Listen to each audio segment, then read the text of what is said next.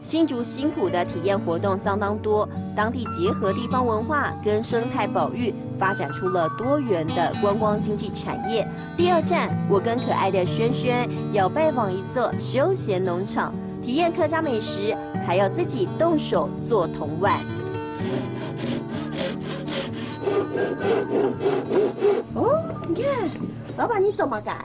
做竹鳖，你有搞过吗？没有。想爱做竹鳖吗？没想到用竹儿走鳖儿这么容易，看看轩轩2、3下就上手了，完成了鸟儿造型的鳖儿。干妈，你看我做的。哦，用竹儿走鳖儿，你很厉害耶！好漂亮，你再吹吹看。也太响了嘛，干妈可以吹吗？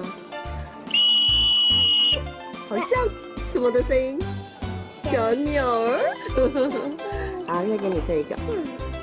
清脆悦耳的声音，就好像农场里头鸟儿响亮的叫声，提醒我跟轩轩，还有，这里呢还可以自己做客家传统美食哦。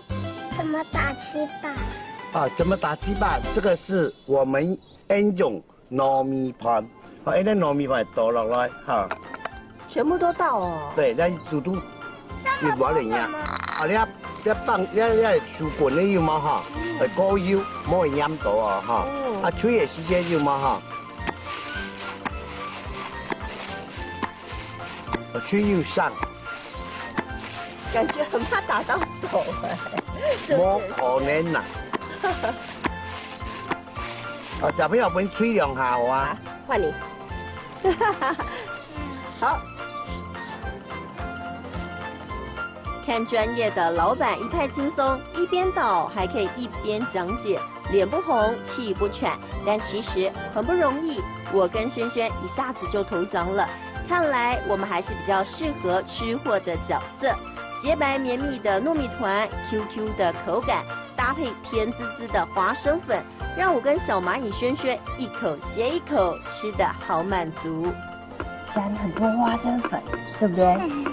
啊！超好吃！